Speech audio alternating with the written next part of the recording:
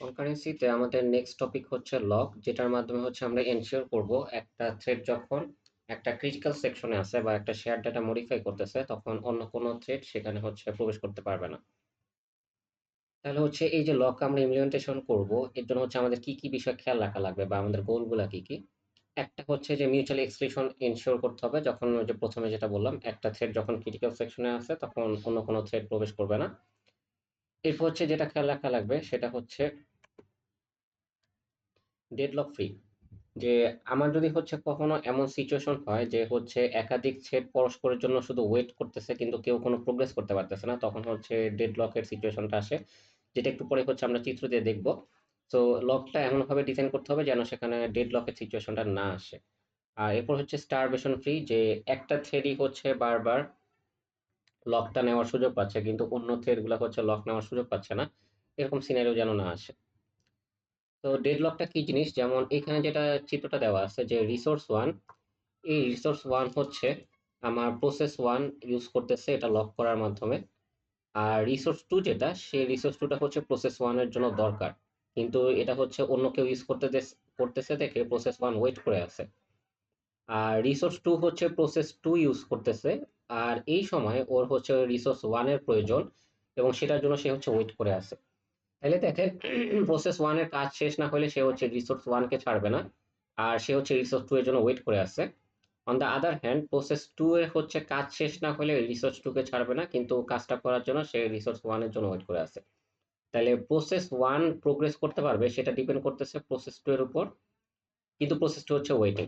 আবার process to progress করতে পারবে সেটা ডিপেন্ড করতেছে প্রসেস ওয়ান এর উপর, কিন্তু প্রসেস ওয়ান হচ্ছে ওয়েটিং এ আছে।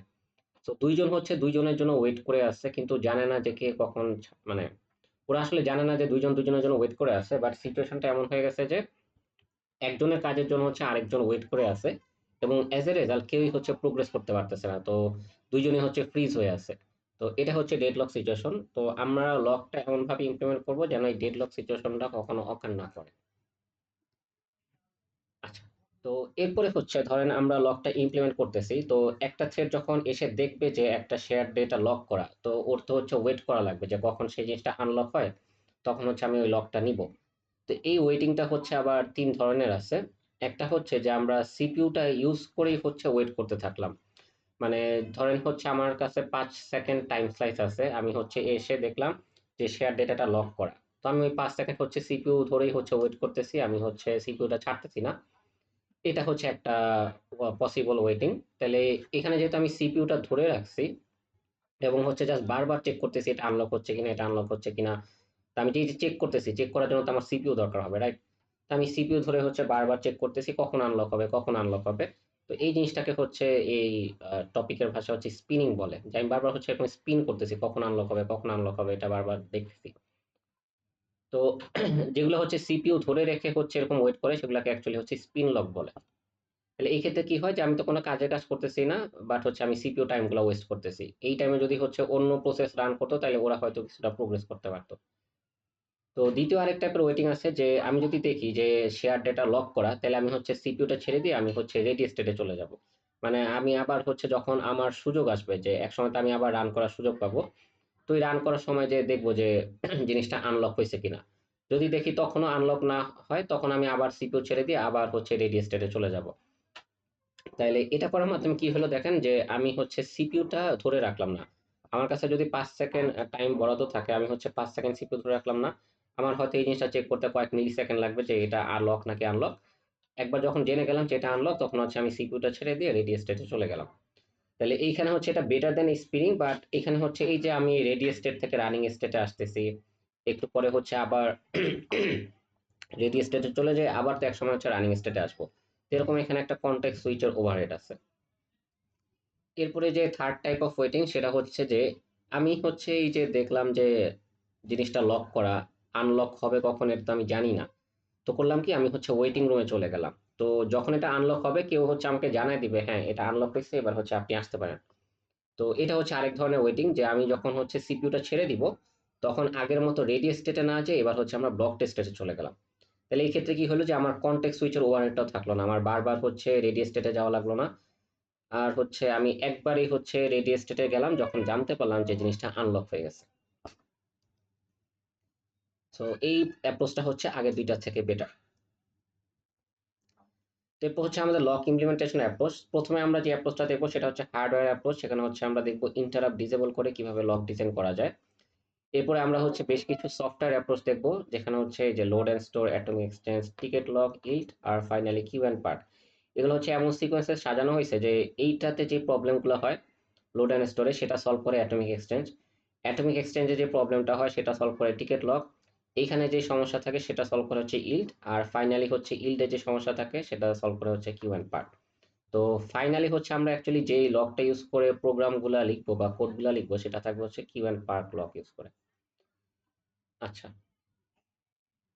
তা আমাদের প্রথম যে অ্যাপ্রোচ যে ডিসেবলিং ইন্টারাপ্টস, আমরা এখানে করব কি যে কখন হচ্ছে মানে আমাদের সমস্যাটা কখন হচ্ছিল, যখন আমার একটা থ্রেড কাজটা কমপ্লিট করার আগেই হচ্ছে অপারেটিং সিস্টেম আমাকে ডিসকেজুল করে দিচ্ছিল। তো অপারেটিং সিস্টেম আসলে কখন বুঝে যে একটা প্রসেসকে ডিসকেজুল করতে হবে, এই জিনিসটা যদি একটু দেখি।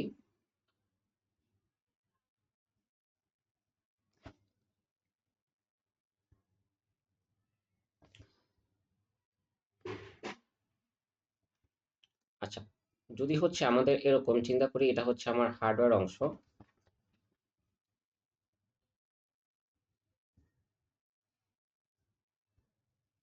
তো এখানে হচ্ছে আমার একটা টাইমার কম্পোনেন্ট থাকে, তারপর হচ্ছে ডিস্ক ম্যানেজার থাকে, এবং হচ্ছে আরো বিভিন্ন অংশ থাকে। সো এটা হচ্ছে আমি বলতেছি আমার একটা প্রসেসর, প্রসেসর 1। ঠিক আছে? তো এইখানে যে টাইমার কম্পোনেন্টটা আছে সেটা অ্যাকচুয়ালি হচ্ছে একটা নির্দিষ্ট সময় পর পর অপারেটিং সিস্টেমের কাছে একটা সিগন্যাল পাঠায় যে এতটুকু সময় অতিবাহিত হয়েছে। মানে অপারেটিং সিস্টেম তো একটা সফটওয়্যার, ওর তো নিজের হচ্ছে বোঝার ক্ষমতা নাই কতক্ষণ সময় হচ্ছে অতিবাহিত হচ্ছে। হুম, এটা কি লিখলাম? Operating। সো এই যে কতটুকু সময় অতিবাহিত হচ্ছে এটা অবশ্যই হচ্ছে হার্ডওয়্যারের মাধ্যমে অপারেটিং সিস্টেমের জানা লাগে। তো আমাদের যে টাইমার কম্পোনেন্টটা থাকে হার্ডওয়্যারে সে হচ্ছে একটা নির্দিষ্ট সময় পর পর জানায় অপারেটিং সিস্টেমকে যে এতটুকু সময় হয়েছে। ধরেন সে হচ্ছে প্রতি 1 মিলি সেকেন্ড পর পর হচ্ছে পিরিয়ডিক্যালি ক্লক সিগন্যাল দেয়। সেকেন্ড,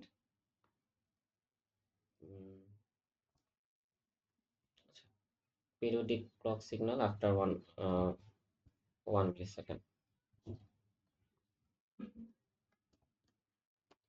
পিরিয়ডিক ক্লক সিগন্যাল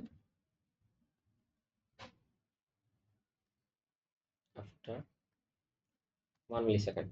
তো ধরেন হচ্ছে এটা 1 মিলি সেকেন্ড পর পর হচ্ছে ক্লক সিগন্যাল দেয়, তাহলে এটার মাধ্যমে অপারেটিং সিস্টেম জানতে পারে যে হ্যাঁ 1 মিলি সেকেন্ড সময় অতিবাহিত হয়েছে।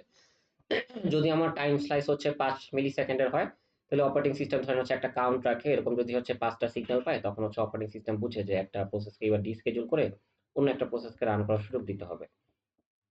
তাইলে আমার যে প্রথমে আমরা কনকারেন্সিতে যে সমস্যাটা দেখছিলাম একদম প্রথম রেকর্ডিংটায়, ওই যে নোটপ্যাড দিয়ে যেটা দেখেছিলাম, যে একটা থ্রেড হচ্ছে মেমোরি থেকে ডাটা রিড করে নিজের রেজিস্টারে আনছে, নিজের রেজিস্টারে ডাটার ভ্যালু 1 বাড়াইছে, কিন্তু সেটা মেমোরিতে রাইট করে আসার পূর্বে সে হচ্ছে ডিসকেজুল হয়ে গেছিল। তখন হচ্ছে অন্য একটা থ্রেড মেমোরিতে যে ওই পুরানো ডাটা রিড করছে, পুরানো ডাটার উপর মডিফিকেশন করে আবার রাইট করে রেখে আসছে।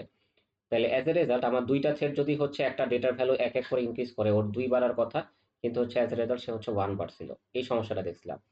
তো আমরা যদি হচ্ছে এই ক্লক সিগন্যালটাকে অফ করে দেই, তাহলে হচ্ছে দেখেন অপারেটিং সিস্টেম আসলে বুঝতে পারবে না কখন একটা প্রসেসকে ডিসকেজুল করা হবে। তাহলে একটা থ্রেড যদি এমন করে যে ক্রিটিক্যাল সেকশনে ঢোকার সময় সে হচ্ছে সিগন্যালটাকে অফ করে দিল, এই সিগন্যালটা অফ করে দেওয়ার মাধ্যমে সে হচ্ছে নিজেকে ডিসকেজুল হওয়া থেকে বাঁচাইলো। তো অপারেটিং সিস্টেম এখন বুঝবে না কতক্ষণ পর ডিসকেজুল করা লাগবে, তাহলে সে হচ্ছে তার কাজটা শেষ করলো, শেষ করে আবার সিগন্যালটা এনেবল করে দিবে। তখন হচ্ছে অপারেটিং সিস্টেম যখন আবার এরকম সিগন্যাল পাবে ক্লক সিগন্যাল তখন হচ্ছে ডিসকেজুল করবে। তাহলে আর আমার কাজের মাঝখানে আমাকে থামানো হইলো না। তো প্রথমে হচ্ছে কি করতে পারি আমরা হচ্ছে যে সিগন্যালটাকে ডিসেবল করে দিতে পারি। হ্যাঁ, ডিসেবল ইন্টারাপ্টস প্রথম হচ্ছে যে অ্যাপ্রোচটা আমাদের হার্ডওয়্যার অ্যাপ্রোচ, ডিসেবল ইন্টারাপ্টস। তাহলে এভাবে করে হচ্ছে আমরা প্রথমে লক ইমপ্লিমেন্টটা করতে পারি। বাট এই লক ইমপ্লিমেন্টটা বেশ কিছু হচ্ছে ঝামেলা আছে। প্রথমে হচ্ছে আগে আমরা ইমপ্লিমেন্টেশনটা দেখি তাইলে। এটা জাস্ট হচ্ছে 2টা সিম্পল ফাংশন আছে, যে যখন আমি লকটা অ্যাকোয়ার করব বা লকটা নিব আমি জাস্ট হচ্ছে ইন্টারাপ্টটা ডিসেবল করে দিব। এই ইনস্ট্রাকশন পেলে হচ্ছে আমার প্রসেসরের সবগুলা হার্ডওয়্যার ইন্টারাপ্ট হচ্ছে অফ হয়ে যাবে। এখানে সবগুলা বলতে হচ্ছে মানে আমার ডিস্ক থেকেও কোনো সিগন্যাল আসবে না, তারপর হচ্ছে আমার টাইমার কম্পোনেন্ট থেকেও কোনো সিগন্যাল আসবে না, আরো যদি হার্ডওয়্যার পার্ট থাকে যেখান থেকে অপারেটিং সিস্টেমের কাছে সিগন্যাল আসে ওগুলো অফ হয়ে যাবে। তারপর হচ্ছে যখন লকটা রিলিজ করব তখন হচ্ছে আমরা সবগুলা সিগন্যাল এনেবল করে দিব। তো এই অ্যাপ্রোচের বেশ কিছু ডিসঅ্যাডভান্টেজ আছে, সেগুলো হচ্ছে যে অ্যাপ্রোচটা শুধুমাত্র ইউনি প্রসেসরের জন্য কাজ করে। হ্যাঁ, যখন হচ্ছে আমার মাল্টিপল প্রসেসর থাকে তখন আর হচ্ছে জিনিসটা কাজ করে না। কেন কাজ করে না এটা একটু যদি দেখি, আমরা হচ্ছে লেজার পয়েন্টটা নিয়ে নিই।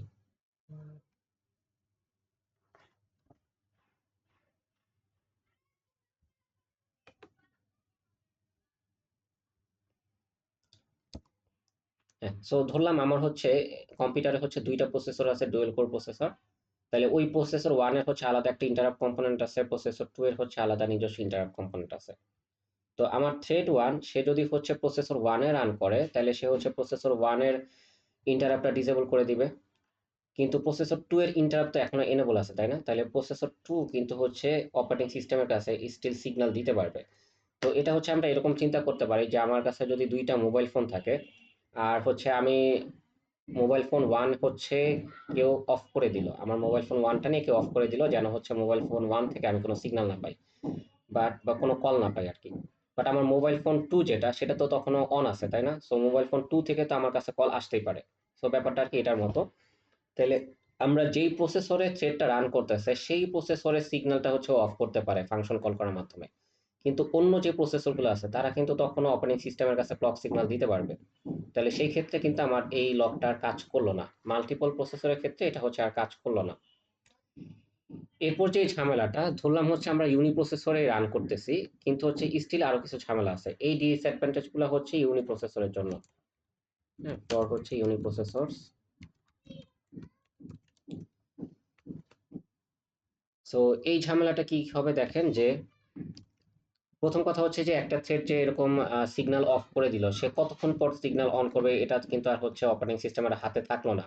থ্রেডটা চাইলে হচ্ছে কাজ শেষ হওয়ার পর পরও সিগন্যাল অন করে দিতে পারে, আবার যদি কোনো ম্যালিশিয়াস থ্রেড হয় তাহলে সে হচ্ছে আজীবনের জন্য সিগন্যাল অফ করে দিতে পারে। আজীবন মানে হচ্ছে অ্যাকচুয়ালি যে এরপর এই সিগন্যালটা অন করতে হলে আমাদের কম্পিউটারটাকে রিস্টার্ট করা লাগবে, এরকম ঘটনা ঘটতে পারে। আরেকটা কি, যে আমরা হচ্ছে অন্য নেসেসারি কাজ পারফর্ম করতে পারি না। এটার মানে চিন্তা করেন যে আপনি হচ্ছে কোনো একটা ঝামেলার কারণে আপনি হচ্ছে ফোন অফ রাখলেন যেন হচ্ছে একটা নাম্বার থেকে আপনার কাছে কল না আসে বা কোনো সিগন্যাল না আসে। বাট ওই ফোন কল থেকে বাঁচার জন্য আপনি তো অন্য নেসেসারি ফোন কলগুলো এখন মিস করবেন না। আপনার যদি ফোন অফ থাকে তাহলে অন্যরা কল দিয়েও তো হচ্ছে ফোন অফ পাবে। তো অন্যরা যে আপনাকে কল দিচ্ছিল এইটা তো হচ্ছে আপনি আর পাইলেন না। তো অনেকটা এটার মতোই ঝামেলা। ধরেন হচ্ছে একটা প্রসেসে আইও সিগন্যাল ডিস্কে হচ্ছে আইও রিকোয়েস্ট করছিল। তো ডিস্ক ম্যানেজার যখন ডিস্ক থেকে ডাটা রিড করে আনছে তখন হচ্ছে সে একটা আইও ডান সিগন্যাল দেয় অপারেটিং সিস্টেমের কাছে। তো আমি যদি ইন্টারাপ্ট গুলো সব অফ করে রাখি তাহলে এই সিগন্যাল তো অপারেটিং সিস্টেম মিস করে যাবে, তাহলে অপারেটিং সিস্টেম তো জানবেই না যে ডিস্ক ম্যানেজারে ডাটা রিড করা শেষ হয়েছে। অ্যাজ এ রেজাল্ট করবে কি, যেই প্রসেসটা আইও রিকোয়েস্ট করছিল সে আর জীবন হচ্ছে ব্লক স্টেটে থেকে যাবে। তো এরকম হচ্ছে বেশ কিছু ঝামেলা হয় হার্ডওয়্যার অ্যাপ্রোচে। এই কারণে হচ্ছে পরবর্তীতে আর হার্ডওয়্যারে বেশি ফোকাস না করে সফটওয়্যার অ্যাপ্রোচের দিকে যাওয়া হয়েছে। তো সফটওয়্যার অ্যাপ্রোচের ক্ষেত্রে প্রথম যেই অংশটা আছে সেটা হচ্ছে যে লোড অ্যান্ড স্টোর। তো এটা হচ্ছে এরকম চিন্তা করতে পারেন যে আমাদের হচ্ছে রুমে ঢোকার জন্য একটাই দরজা থাকে, সো ওই দরজাটাই হচ্ছে সবাই ইউজ করে রুমে ঢুকি। হ্যাঁ, তাহলে ওটাকে আমরা বলতেছি হচ্ছে শেয়ার্ড লক ভেরিয়েবল, ওটা ইউজ করে সবাই হচ্ছে লক আনলক করবে। তো এইখানে আমরা যখন দেখবো যে একটা রুমে হচ্ছে কেউ অলরেডি আছে তখন হচ্ছে চিন্তা করবো যে রুমটা লক করা, তার মানে ওইটার অ্যাক্সেস এখন আমরা নিতে পারবো না। যখন হচ্ছে রুমে কেউ থাকবে না তখন হচ্ছে আমরা সেই রুমের অ্যাক্সেসটা নিতে পারবো, নিয়ে হচ্ছে নিজেরা লক করতে পারবো। ঠিক আছে? তাহলে এই ক্ষেত্রে দেখেন যে আমাদের বেসিক অ্যাপ্রোচটা কি হবে, একটা লক ভেরিয়েবল রাখলাম, লক ভেরিয়েবলটার ভ্যালু হচ্ছে ইনিশিয়ালি ফলস। লকের ভ্যালু হচ্ছে ফলস থাকা মানে হচ্ছে লকটা অ্যাভেলেবল আছে, আর লকের ভ্যালু যদি ট্রু থাকে তার মানে হচ্ছে লকটা আনঅ্যাভেলেবল। তো আমরা ফার্স্টে করব কি, যে যতক্ষণ দেখবো হচ্ছে লকের ভ্যালুটা ট্রু মানে হচ্ছে লকটা আনঅ্যাভেলেবল ততক্ষণ হচ্ছে আমরা ওয়েট করতে থাকবো হোয়াইল লুপে। যখনই হচ্ছে লকের ভ্যালুটা ফলস হবে কেউ মানে হচ্ছে লকটা অ্যাভেলেবল হবে অর্থাৎ রুম খালি হবে, তখন হচ্ছে আমরা এই হোয়াইল লুপ থেকে বের হয়ে যাব। বের হওয়ার মাধ্যমে এরপর হচ্ছে আমরা রুমে প্রবেশ করে লকটাকে হচ্ছে ট্রু করে দিব, মানে রুমটা লক করে দিব, তখন হচ্ছে রুমটা আমাদের অ্যাক্সেসে থাকবে, অন্য কেউ হচ্ছে আর প্রবেশ করতে পারবে না। আর যখন হচ্ছে রুম থেকে বের হয়ে যাব তখন তো কি করব, রুমটা আনলক করে দিব। সো আনলক করার জন্য জাস্ট সিম্পল আমরা লকের ভ্যালু হচ্ছে ফলস করে দিতেছি। তো এটাই হচ্ছে জাস্ট হচ্ছে load and store approach. But এইখানে এখন ঝামেলা কি হইতে পারে, যে এই যে আমরা এভাবে লকটা ইমপ্লিমেন্ট করলাম এটা কি সবসময় কাজ করবে, যে একটা থ্রেড যখন ক্রিটিক্যাল সেকশনে আসছে তখন হচ্ছে আরেকটা থ্রেড ঢুকতে পারবে না, মানে হচ্ছে এট এ টাইম হচ্ছে মাল্টিপল পার্সন হচ্ছে রুমে প্রবেশ করে যেতে পারবে না। এই জিনিসটাকে এনশিওর করা যায় কিনা সেটা হচ্ছে এখন আমরা একটু চিন্তা করি। সো যখন হচ্ছে ওই যে একটা জিনিসের জন্য হচ্ছে একাধিক থ্রেড কম্পিটিশন করে এবং হচ্ছে একাধিক থ্রেড যদি হচ্ছে জিনিসটা একই সাথে অ্যাচিভ করে ফেলে, যেটা অ্যাচিভ করার কথা না, সেটাকে হচ্ছে রেস কন্ডিশন বলে। তো দেখেন এইখানে রেস কন্ডিশন বলতে কি বোঝাবে, যে হচ্ছে আমার লকটা ইমপ্লিমেন্টেশন করার একটা মেজর গোল ছিল at at the same time critical সেকশনে হচ্ছে একজনের বেশি প্রবেশ করতে পারবে না। বাট এইখানে হচ্ছে আমরা এমন একটা সিনারিও দেখবো যে এট দ্য সেম টাইম একই সাথে হচ্ছে মাল্টিপল থ্রেডস লকটা পেয়ে রুমে প্রবেশ করে যেতে পারে। তো কিভাবে সেটা সম্ভব সেটাতে আসি। তো ধরলাম হচ্ছে আমার লকের ভ্যালু হচ্ছে ইনিশিয়ালি জিরো বা ফলস, তার মানে লকটা হচ্ছে সবার জন্য অ্যাভেলেবল আছে। আর আমার সিস্টেমে হচ্ছে দুইটা থ্রেড আছে, একটা হচ্ছে থ্রেড ওয়ান, একটা হচ্ছে থ্রেড টু। তো প্রথমে ধরলাম যে হচ্ছে থ্রেড ওয়ান রান করার সুযোগ পাইছে এবং থ্রেড ওয়ান হচ্ছে রান করে দেখলো যে লকের ভ্যালু তো ইনিশিয়ালি জিরো, তার মানে আমার এই হোয়াইল কন্ডিশনটা ফলস হবে। তো সে হচ্ছে এই হোয়াইল লুপ থেকে বের হয়ে আসবে। বের হয়ে আসার পর সে হচ্ছে লকটা নিতে যাবে। ঠিক ওই মুহূর্তে একটা টাইমার ইন্টারাপ্ট আসলো আর থ্রেড ওয়ানটা হচ্ছে ডিসকেজুল হয়ে গেল। এবার হচ্ছে থ্রেড টু রান করার সুযোগ পেল। তো থ্রেড টু রান করে দেখলাম যে হচ্ছে ও ফার্স্টে চেক করলো যে লকটা অ্যাভেলেবল কিনা, লকটা অ্যাভেলেবল, তার মানে এই হোয়াইল লুপের কন্ডিশনটা ফলস হয়েছে। হোয়াইল লুপ থেকে বাইরে বের হয়ে আসবে এবং বের হয়ে এসে সে হচ্ছে লকটাও নিয়ে নিতে পারলো। হ্যাঁ, ও যে টাইম স্লাইসটা পাইছে তাতে সে হচ্ছে লকটা নিয়ে নেওয়া পর্যন্ত হচ্ছে কাজ করতে পারছে। এরপর হচ্ছে থ্রেড টু ডিসকেজুল হইলো। তাহলে এবার দেখেন থ্রেড ওয়ান হচ্ছে লাস্টে কতটুকু পর্যন্ত কাজ করে গেছে, সে হচ্ছে চেক করে গেছে যে লকটা অ্যাভেলেবল আছে কিনা। তো সে জানে হচ্ছে লকটা অ্যাভেলেবল আছে। পরে যখন রান করার সুযোগ পাবে সে তো সাথে সাথে লকটা নিয়ে নিবে। তাহলে মাঝখানে অন্য একটা থ্রেড যে হচ্ছে এসে লকটা নিয়ে নিছে সেটা কিন্তু সে জানে না। এটা এরকম চিন্তা করতে পারেন যে থ্রেডটা তো হচ্ছে কেউ কাউকে দেখতে পারে না, তাই না? ওদের তো আর হচ্ছে ভিশন নাই। তো ধরেন দুইজনের চোখ বাঁধা, দুইটা মানুষের চোখ বাঁধা। তো একটা মানুষ হচ্ছে রুমে এসে কারো সাউন্ড পায় না, সে ভাবছে হচ্ছে রুমটা আনলক করা, রুমটা নিতে যাবে, ওই মুহূর্তে তাকে হচ্ছে কেউ স্ট্যাচু করে দিছে বা ফ্রিজ করে দিছে। এরপর হচ্ছে দ্বিতীয় আরেকটা অন্ধ ব্যক্তি এসে দেখছে রুমের ভিতর কেউ নাই, কারো সাউন্ড পাওয়া যায় না, সে হচ্ছে এসে রুমে ঢুকে গেছে। তো এরপর যখন হচ্ছে প্রথম অন্ধ ব্যক্তিটাকে হচ্ছে স্ট্যাচু থেকে মানে রিলিজ করে দেওয়া হয়েছে, সে হচ্ছে আবার হাঁটাচলা করতে পারবে তখন। তো ওই মুহূর্তে তো সে হচ্ছে রুমে ঢুকে যাবে, কারণ সে তো হচ্ছে আগেই সেন্স করে গেছে যে রুমটা খালি। তো দেখেন একই সাথে তখন দুই ব্যক্তি রুমের ভিতর প্রবেশ করে গেল। বাট এটা তো অ্যাকচুয়ালি হওয়া উচিত ছিল না। আমরা হচ্ছে বলতেছি কি ক্রিটিক্যাল সেকশনে একই সাথে একজনের বেশি কোনো থ্রেড প্রবেশ করতে পারবে না। তার মানে এখানে হচ্ছে এই লক ইমপ্লিমেন্টেশনটায় ঝামেলা আছে। তো ঝামেলাটা কি হইতেছে যে আমরা চেক করতেছি লকটা অ্যাভেলেবল কিনা এবং পরবর্তীতে হচ্ছে লকটা নিতেছি, এই মাঝখানে আমাদেরকে থামায় দেওয়া যায়। এটা হচ্ছে দুইটা আলাদা ইনস্ট্রাকশন, এরা একই সাথে এক্সিকিউট হইতে পারতেছে না। তো এটা সলভ করার জন্য আমাদের এমন একটা ডিজাইন করা লাগবে যেন হচ্ছে এই পুরো জিনিসটা লক অ্যাভেলেবল কিনা চেক করা প্লাস হচ্ছে লকটা নিয়ে নেওয়া, এই দুটো যেন হচ্ছে একই সাথে এক্সিকিউট হয়, মাঝখানে যেন আমাকে ডিসকেজুল করা না হয়। এই জিনিসটা হচ্ছে এনশিওর করা লাগবে। তো এই জিনিসটা এনশিওর করার জন্যই হচ্ছে আমরা নেক্সট যেটা দেখব সেটা হচ্ছে অ্যাটমিক এক্সচেঞ্জ। তো এই অ্যাটমিক এক্সচেঞ্জ থেকে আমরা হচ্ছে পরের রেকর্ডিং এ শুরু করব। এই রেকর্ডিংটা এই পর্যন্তই রাখা হইতেছে।